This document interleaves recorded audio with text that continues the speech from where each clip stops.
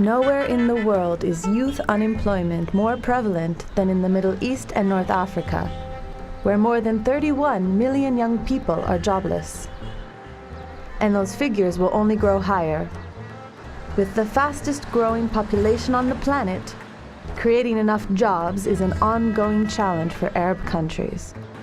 According to the United Nations Development Programme, as many as 50 million jobs will need to be created over the next 10 years to meet the increasing demand. This is our chance to perceive these youth as an asset that is to be invested in. If we lose this momentum and we lose this opportunity, we won't be able to attain the economic prosperity that everyone is hoping for. Egypt's capital, Cairo, is the largest city in the Arab world. More than 20 million people, a quarter of all Egyptians, live here. And more people are coming from the countryside every year. Many of them are young people, like 25-year-old Tarek, who say there aren't enough decent jobs to go around. What I earn now is barely enough to meet my minimal personal needs. I can't begin to think about taking steps like marriage or moving into my own apartment. Not at all. Without jobs, young people like Tarek say they are trapped in a swelling city with nowhere to go. The story is much the same in other countries in Near East and North Africa. And the situation is not much better in the Eastern and Central Europe region, where unemployment among young people remains high in spite of emigration and recent membership for many countries in the European Union. Youth unemployment in the Near East and North Africa region is one of the highest in the world. This creates a huge socioeconomic challenge for governments in the region. Sociologically, because you have a lot of idle, frustrated youth that cannot find jobs. And economically, because these young people are not able to contribute to the growth of their economy, and they are not being, their knowledge is not being leveraged for growth and development in their countries. But when young people have access to opportunities, such as land, credit, and markets, they can work their way out of poverty. Meet Badr. A generation ago, Badr was an unemployed university graduate. Through an IFAD-financed program in West Nubaria, some 90 kilometers southwest of Alexandria, Egyptian graduates were given the opportunity to obtain reclaimed land to farm and a loan to be paid back over 30 years. Some 40,000 young people headed into the desert to farm, which was tough. But Badr was able to use this opportunity to create a new life for himself and his family. We believe that this was extremely successful because it has transformed our situation from one side to another. I didn't have any land, and now I have 5 acres, and I have several other projects to do. We went from having nothing to better conditions. This experience is very successful. Badr used the profits he made from farming to start a metalworking business and in turn train others, further helping to boost the village economy. Acquiring the technical skills and know-how to administer a small business is another essential element, besides capital, to ensure the success of youth enterprises.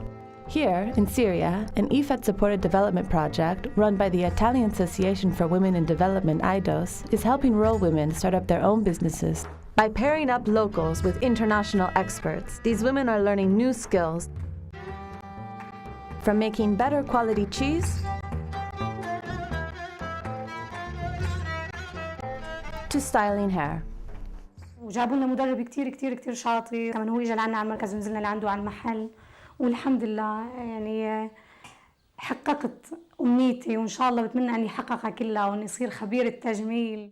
Skills building is helping these women create their own businesses in rural towns. But these businesses won't survive without access to markets and a wider client base. Looking at what are the trends in the market and what are the needs in the market, and then tailoring the learning and the vocational skills training to those areas. There could be incentives and there could be attractive areas in the agricultural sector. For example, organic production, niche markets, high-end quality products that could attract young farmers or young people to go into farming. At a recent gathering of young entrepreneurs from all over the world in the city of Cartagena, Colombia, the participants identified access to market outlets as the third pillar, besides capital and skills, upon which their on-farm and off-farm enterprises actually stand. Some young people do see agriculture as offering a solution to the problem of unemployment. People like Anita Derlick, a young entrepreneur from Bosnia engaged in organic farming, are proof that agriculture can be a viable alternative to immigration. To immigrate, that was an option before we started doing agriculture, before we were unemployed and actually we were like very, very poor. So that was an option.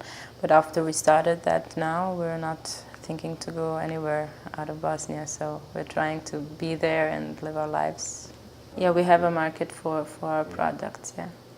We do go on, how do you say that, like conventions, and so to sell our products, to show people what we do, but mostly we sell from our home. But to ensure large-scale involvement of young rural people in the development of small and micro enterprises, as one of the possible solutions to the problem of youth unemployment, there is a need for a more favorable policy environment. Well, I think the role of the government is to provide an enabling environment. If the government invests in road infrastructure, if they invest in electrification, water supply, better governance at the local level, all of these elements would attract then private sector investors to come into the rural areas. But unfortunately, what we have seen is that there has been a bit of a neglect of the rural areas, and that's why private sector finds it too costly to invest in the rural areas, because there isn't the infrastructure and there aren't the public utilities and services needed to support investments in the rural areas. And like many successful young entrepreneurs, Abdullah Aldani, a ceramic artisan from a village in northern Syria, has some thoughts on how the policymakers of the world can help young people appreciate the land. I believe great care should be taken to encourage young people not to focus only on urban areas and cities.